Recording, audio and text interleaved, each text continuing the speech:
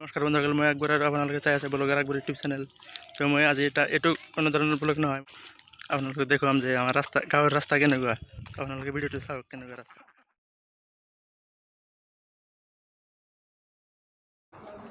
এইখন এখন পকী ৰাস্তা, কিন্তু বানে এনেকুৱা কৰিছে চাওক।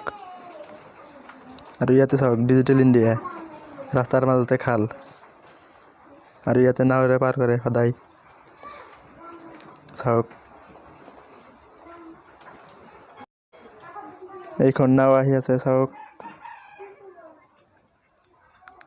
নাৱেৰে গাড়ী বাইক সকলো পাৰ কৰে। চাওক ইমান কষ্ট কৰি সদায় যাব লগা হয়।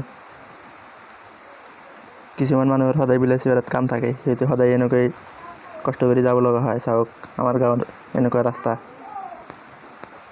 সদায় নাৱেৰে পাৰ হ'ব লাগে।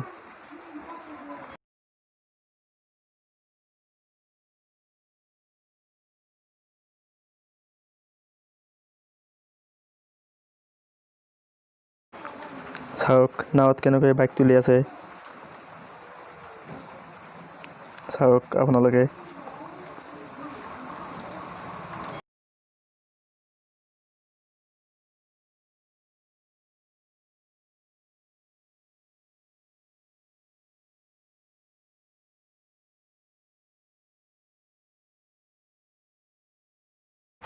ইয়াত আগত বাঁহৰ দলং আছিল, কিন্তু সেইটো বানপানী উঠাই লৈ গৈছে।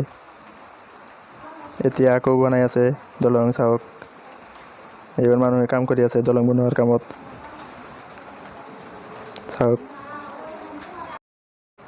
এনেকৈ প্ৰতি বছৰে বাঁহৰ দলং বনায়, কিন্তু বানে উঠুৱাই লৈ যায় আৰু নাৱেৰে বা কলৰ ভূৰেৰে পাৰ হ'ব লগা হয়। চাওক এয়াই হ'ল আমাৰ ডিজিটেল ইণ্ডিয়া। চাওক ডিজিটেল ইণ্ডিয়া এনেকুৱাই। চালে ভিডিঅ'টো, তো আপোনালোকে ভিডিঅ'টো লাইক কমেণ্ট কৰিব নালাগে, অকল শ্বেয়াৰ কৰি দিয়ক, যাতে সকলোৱে চাব পাৰে যে আমাৰ গাঁৱৰ ৰাস্তাটো কেনেকুৱা। তো লগ পাম নতুন ব্লগত, তেতিয়ালৈকে বাই।